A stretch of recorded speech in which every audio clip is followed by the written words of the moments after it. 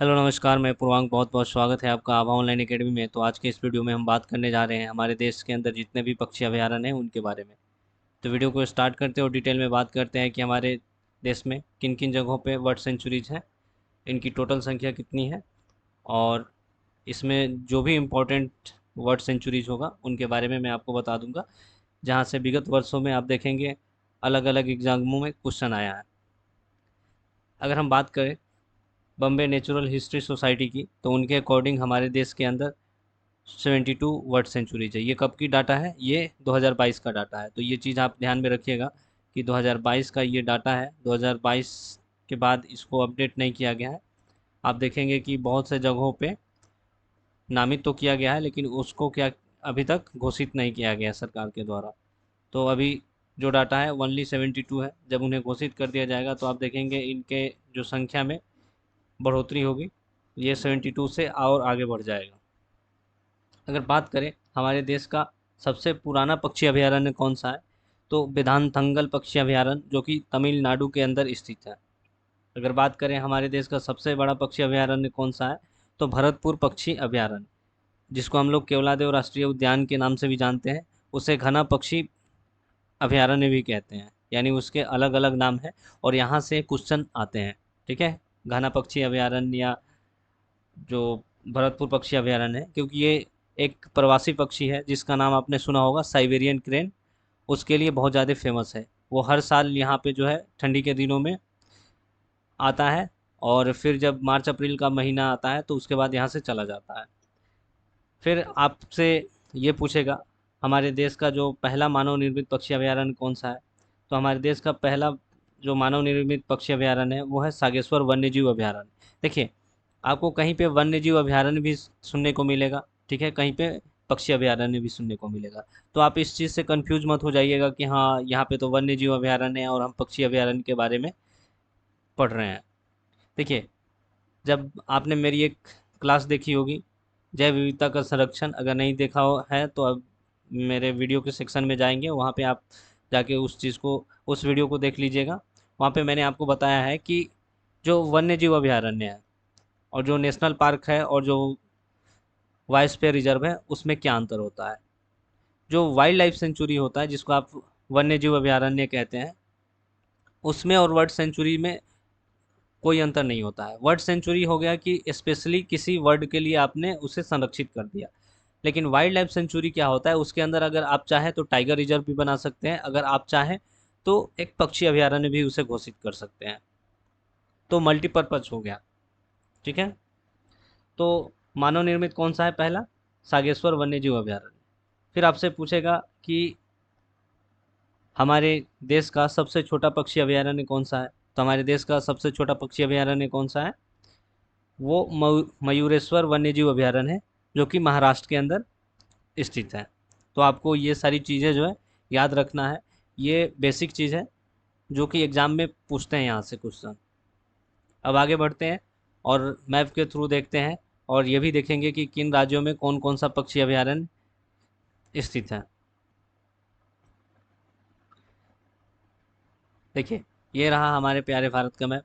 इसमें आप देखेंगे कि हमारे देश के जितने भी इम्पोर्टेंट वर्ड सेंचुरी है उनको स्टार के द्वारा इंगित किया गया है, यानी दर्शाया गया है उन्हें। ठीक है, यहाँ पे आप देखेंगे गोविंद सागर हो गया हिमाचल प्रदेश के अंदर, सुल्तानपुर लेक ये भी हरियाणा के अंदर बहुत ही फेमस है।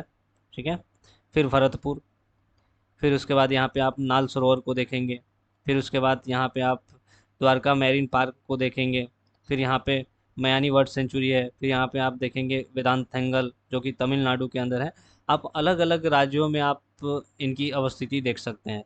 और यहाँ पे चिल्का लेक वर्ल्ड सेंचुरी है जो कि उड़ीसा के अंदर स्थित है। तो ये जो वन वर्ल्ड सेंचुरी है ये काफ़ी इम्पोर्टेंट है, इसको आप ध्यान में रखिएगा क्योंकि यहाँ से क्वेश्चन पूछे जाते हैं। अब बात करते हैं हिमाचल प्रदेश की। तो हिमाचल प्रदेश में आप देखेंगे यहाँ पे कौन कौन सा है, गोविंद सागर है, बंदली वन्यजीव अभयारण्य है, कैस वन्यजीव अभयारण्य है, पोंग बांध झील वन्यजीव अभयारण्य है, जिसको 1983 में पक्षी अभयारण्य के रूप में घोषित कर दिया गया, गमगुल वन्यजीव अभयारण्य। मैंने आपको पहले भी बताया है कि जो वन्यजीव अभयारण्य है, अगर राज्य को लगता है कि यहाँ पे कोई पर्टिकुलर या किसी विशेष प्रजाति की जो पक्षी हैं, जीव जंतु, पशु है, कोई भी है, उन्हें संरक्षित किया जाना आवश्यक है, तो वो उसे वन्यजीव अभयारण्य घोषित कर सकते हैं। मैप में आप यहाँ पे देख सकते हैं, ठीक है, स्टार से इंगित किया गया है। ठीक है, यहाँ पे 2 स्टार देखने को मिल रहा है, तो एक आपका नेशनल पार्क का है जो कि पिंक कलर से है, और जो रेड कलर से है वो वर्ल्ड सेंचुरीज के लिए है। तो वीडियो ज़्यादा लंबा हो जाएगा, इसलिए आप वीडियो को पॉज कीजिएगा और देख लीजिएगा कि हाँ कहाँ पे कौन कौन सा स्थित है। अगर मैं एक एक कर को दर्शाने लगूँ, यहाँ पे आपको बताने लगूँ, तो वीडियो बहुत ज़्यादा लंबा हो जाएगा और आप वीडियो देखते नहीं है पूरा, इसलिए आप खुद ही इसको देख लीजिएगा। फिर पंजाब की बात करें, पंजाब में एक ही है, हरीके झील पक्षी अभयारण्य। आपको पता होगा पंजाब हमारे देश का एकमात्र ऐसा राज्य है जहाँ पे आपको एक भी नेशनल पार्क देखने को नहीं मिलेगा।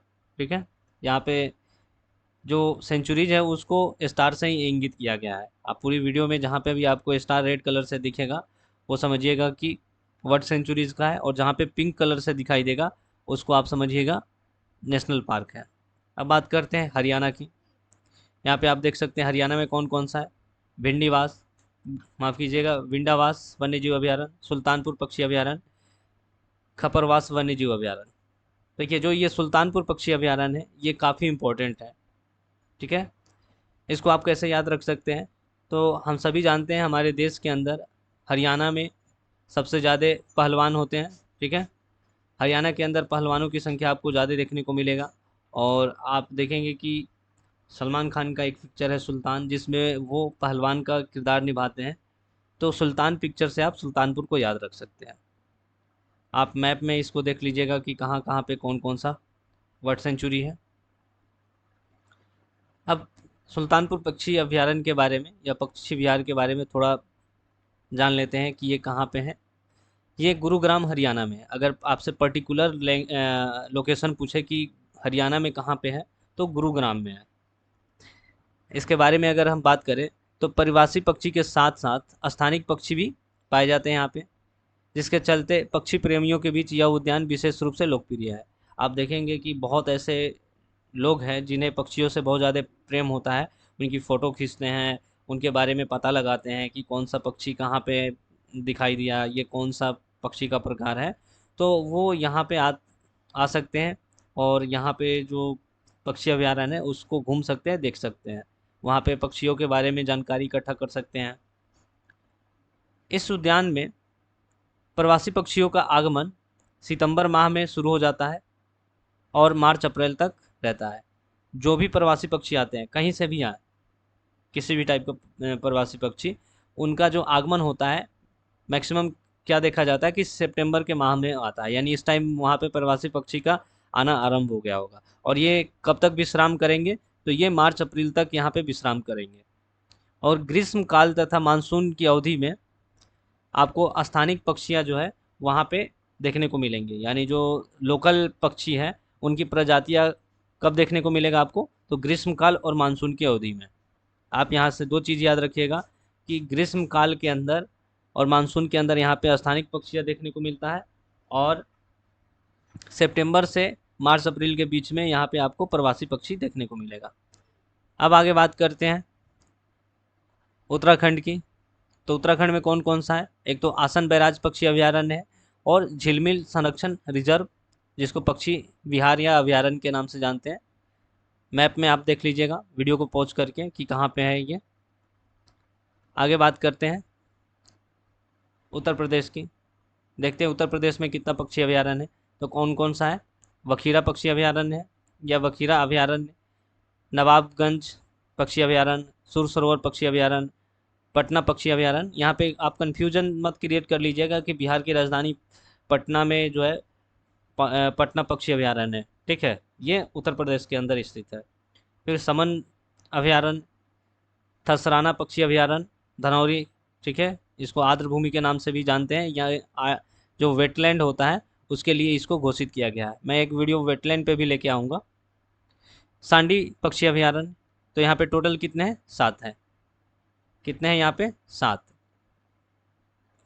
मैप में आप देख लीजिएगा कि कौन सा जो पक्षी अभयारण्य है कहाँ पे है। ये रहा उत्तर प्रदेश का मैप। मैंने मैप इसलिए लगा दिया है ताकि आपको आसानी रहे किसी भी चीज़ को याद करने का। अब बात करते हैं मध्य प्रदेश की। तो मध्य प्रदेश में आप देखेंगे घाटी गांव वस्टर्ड अभयारण्य, करेरा वस्टर्ड अभयारण्य, सैलाना खरमोर, ठीक है, अभयारण्य, सरदारपुर खरमोर अभयारण्य। यहाँ पे कितने हैं? 4 हैं। मध्य प्रदेश में कितने हैं? 4 हैं। आप मैप में देख लीजिएगा, ठीक है, कहाँ पे कौन कौन सा पक्षी अभयारण्य है। देखिए यहाँ पे आप एक चीज़ नोट कीजिएगा कि आपको बहुत ज़्यादा वर्ड सेंचुरीज देखने को मिलेगा। तो वो वर्ड सेंचुरीज जो है उन्हें तो चिन्हित किया गया है, लेकिन अभी सरकार द्वारा उसे नामित नहीं किया गया, उसे घोषित नहीं किया गया है। तो जो संख्या है वो अभी इसीलिए 72 पे है, नहीं तो ऐसे अभी बहुत सारे national park, world sanctuaries, wildlife sanctuaries उन्हें घोषित नहीं किया गया है, लेकिन उन्हें चिन्हित कर लिया गया है। आने वाले समय में जब सरकार उसे घोषित करेगी तो आप देखेंगे इनकी संख्या बढ़ जाएगी। अब बात करते हैं राजस्थान के अंदर। राजस्थान के अंदर कौन कौन सा है? एक तो केवलादेव राष्ट्रीय उद्यान है, यहाँ पे आप देख सकते हैं केवलादेव या भरतपुर पक्षी अभयारण्य। उसके बाद दूसरा कौन है? डेजर्ट नेशनल पार्क, जिसको मरु राष्ट्रीय उद्यान के नाम से भी जानते हैं। तो यहाँ पे कितना है? 2 है, लेकिन इसके 2 अलग अलग नाम हैं, तो ये चीज़ आप याद रखिएगा। मैप में भी यहाँ पे देख लीजिएगा, ये रहा राजस्थान का मैप, ठीक है। अब बात करते हैं जो घना पक्षी विहार है या भरतपुर पक्षी अभयारण्य या केवलादेव राष्ट्रीय उद्यान, उनके बारे में थोड़ा नॉलेज लेते हैं कि हाँ ये क्यों फेमस है। ये कहाँ पे स्थित है? भरतपुर राजस्थान में है, इसलिए इसे भरतपुर पक्षी अभयारण्य के नाम से या पक्षी विहार के नाम से भी जानते हैं। ये फेमस क्यों है? क्योंकि यहाँ पे हर साल साइबेरियन क्रेन नामक जो प्रवासी पक्षी है वो आता है, इसीलिए ये बहुत ज़्यादा फेमस है। अगर बात करें केवलादेव राष्ट्रीय उद्यान के बारे में, तो केवलादेव राष्ट्रीय उद्यान या केवलादेव घना राष्ट्रीय उद्यान भारत के राजस्थान में स्थित एक विख्यात पक्षी अभयारण्य है। इसको पहले भरतपुर पक्षी विहार के नाम से जाना जाता था। इसमें हजारों की संख्या में दुर्लभ और विलुप्त जाति के पक्षी पाए जाते हैं, जैसे साइबेरिया से आए सारस, जो यहाँ सर्दियों के मौसम में आते हैं। ये साइबेरियन क्रेन है जो कि बहुत ज़्यादा फेमस है, और इसी के लिए जो है ना ये जो पक्षी अभयारण्य है बहुत ज़्यादा फेमस है। आपसे पूछ सकता है कि साइबेरिया से आए कौन सा पक्षी यहाँ पे आते हैं, तो सारस आते हैं। उनका अलग भी साइबेरियन क्रेन भी बोलते हैं, ठीक है। कब आते हैं? तो सर्दियों के मौसम में आते हैं। तो ये सारी चीज़ें आप ध्यान में रखिएगा। अब बात करते हैं गुजरात की। गुजरात में कौन कौन सा है? तो आप यहाँ पे देखेंगे गुजरात के अंदर कौन कौन सा है।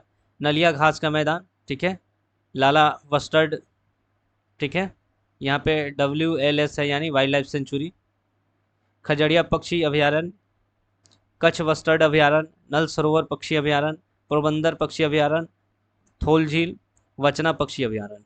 तो यहाँ पे कितना है? यहाँ पे भी 7 है। कितना है? 7 है।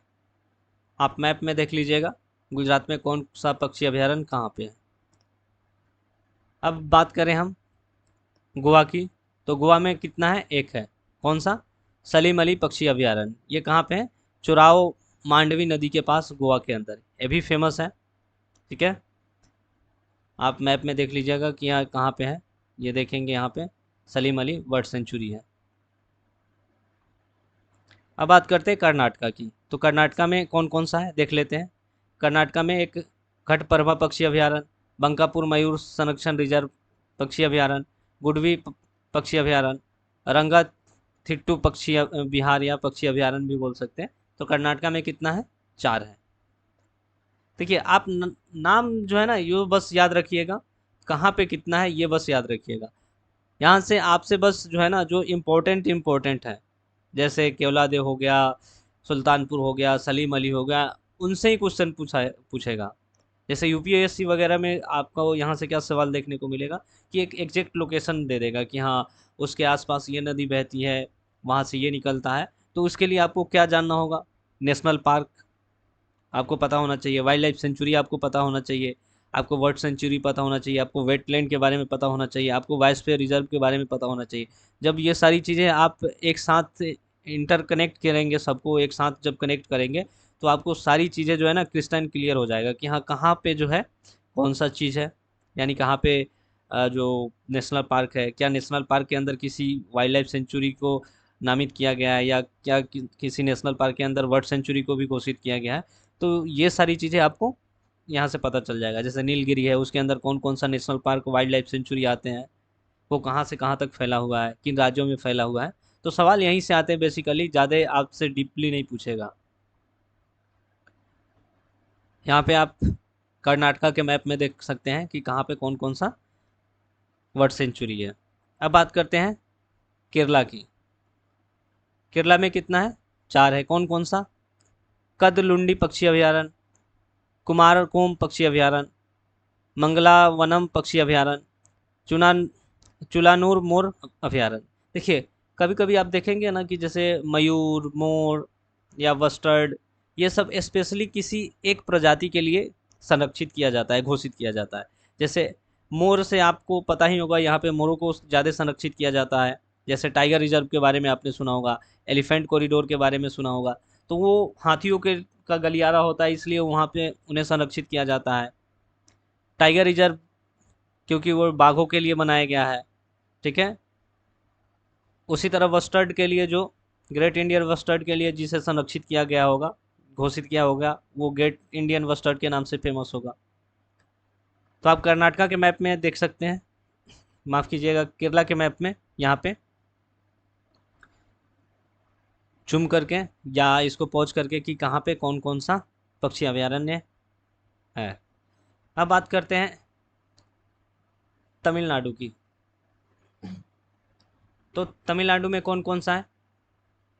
चित्रागुंडी पक्षी अभयारण्य, कुंजीर पक्षी अभयारण्य, कुनाथन कुलम पक्षी अभयारण्य, पॉइंट केलीमियर पक्षी अभयारण्य, बेदंथंगल पक्षी अभयारण्य, वधूर झील पक्षी अभयारण्य, बेटईगुडी पक्षी अभयारण्य, अयारीकुलम पक्षी अभयारण्य। तो यहाँ पे कितने हैं? यहाँ पे आपको 8 देखने को मिलेगा। कितना है? 8। 1 2 3 4 5 6 7 8। तो अब तक सबसे ज़्यादा जो वर्ड सेंचुरी है वो आपको कहाँ पे देखने को मिल रहा है? वो आपको तमिलनाडु के अंदर देखने को मिल रहा है। तो आप यहाँ पे मैप में देख सकते हैं कि कहाँ पे कौन सा है, ठीक है। ये रहा वेदांथंगल, जो कि बहुत ही फेमस है, हमारे देश का सबसे पुराना वर्ड सेंचुरी है ये। अब थोड़ा वेदांथंगल के बारे में बात करते हैं, ठीक है। ये कहाँ स्थित है? तो कांचीपुरम तमिलनाडु के अंदर ये स्थित है। कहाँ पे स्थित है? कांचीपुरम तमिलनाडु के अंदर। यहाँ लगभग 115 प्रजातियों के जो पक्षी की पहचान की गई है, ठीक है। यहाँ पे आपको 115 जो है ना पक्षियों की प्रजातियाँ देखने को मिलेगा, और उन्हें सूचीबद्ध भी किया गया है कि हाँ कौन इंडेंजर्ड है, कौन डेंजर्ड है, ठीक है। यानी कौन, जो आपने रेड बुक के बारे में पढ़ा होगा ना, लाल सूची, जिसमें बताया जाता है कि कौन सा विलुप्ति के कगार पे, कौन विलुप्त हो गए हैं, कौन सी प्रजाति अभी उन्हें संरक्षित करना आवश्यक है, ठीक है, किन की संख्या बढ़ रही है, किन की संख्या घट रही है। वो सारा जो है, जो IUCN का जो रेड बुक लिस्ट है, वहाँ से पता चलता है। एक वीडियो मैं उस पर भी लेके आऊँगा, जो IUCN का रेड बुक लिस्ट है उस पर। यह अभयारण्य सियार, जंगली बिल्ली, सुअर, जंगली ब्लैक नैप जैसे स्तनधारियों का बसेरा है। यहाँ पे आपको कुछ जानवर भी देखने को मिलेगा, जैसे सियार, जंगली बिल्ली, जंगली सुअर, ब्लैक नेप। यह अभयारण्य हरियाली से भरा हुआ है। यहाँ बारीगटनिया नामक एक वृक्ष है, वो बहुत ज़्यादा यहाँ पे मिलता है, जिनका प्रयोग पक्षी घोंसले बनाने के लिए बड़े पैमाने पे यूज़ करते हैं। आप देखेंगे जो पक्षियों का घोंसले है, वो बारीगटनिया नामक जो वृक्ष है उसमें ज़्यादा देखने को मिलेगा। यानी जो भी पक्षी है, इसी पेड़ पे मैक्सिमम अपना घोंसला बनाते हैं। अब बात करते हैं आंध्र प्रदेश की। तो आंध्र प्रदेश में कौन कौन सा है? एक तो कोलेरू पक्षी अभयारण्य, मंजीरा पक्षी अभयारण्य, नेलापट्टू पक्षी अभयारण्य, रोल पाडू ग्रेट इंडियन बस्टर्ड, ये ग्रेट इंडियन बस्टर्ड के लिए फेमस है, ठीक है। पुलिकट झील पक्षी अभयारण्य। तो यहाँ पे कितने हैं?